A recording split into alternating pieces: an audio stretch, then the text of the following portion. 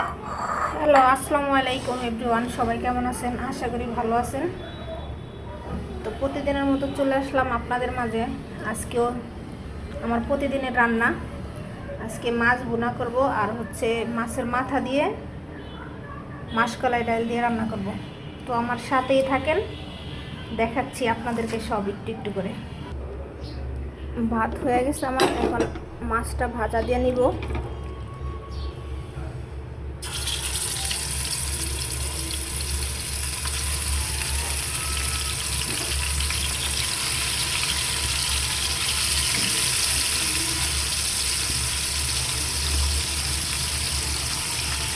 মাছটা ভাজা হোক, এইদিকে আমি মাসকলাইয়ের ডালটা ব্লেন্ডার করে নিব একটু।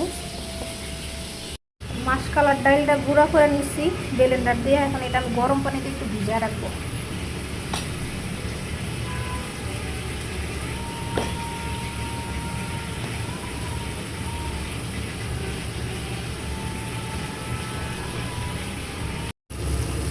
মাছ ভাজা শেষ, তরকারি বসাই দিলাম।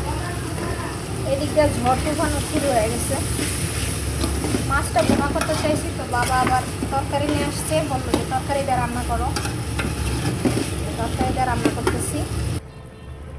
এদিকে আমার তরকারি হইতেছে। চলেন আপনাদেরকে আমার পাখিদেরকে দেখায় নিয়ে আসি।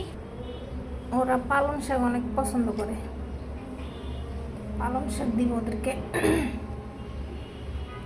তো কাইটা নিলাম ছোট।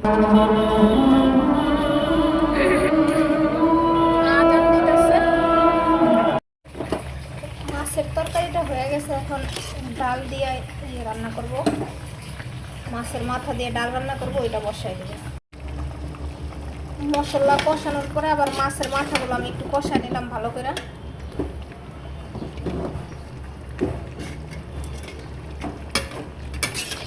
মাথাগুলা ভাজি নাই, কারণ মাসকলাই ডাল দিয়ে রান্না করলে কাঁচাই রান্না করতে হয়, এই জন্য মশলার মধ্যে কষায় দিলাম অনেকক্ষণ। মাছের মাথাটা কষানো শেষ, এখন আমি এই যে ডালটা ভিজায় রাখছিলাম মাসকলাইয়ের ডাল, ওইটা দিয়ে দিব। এটা লাড়তেই থাকতে হবে, নাহলে লাগা যাবে।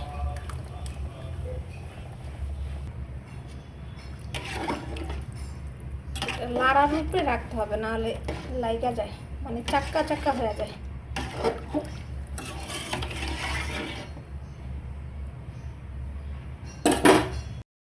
আমার রান্না শেষ, এখন খাইতে দিব সবাইকে। তো আমার ভিডিওটা ভালো লাগলে সবাই লাইক কমেন্ট শেয়ার করে দিবেন, বেশি বেশি করে আমাকে সাপোর্ট করবেন।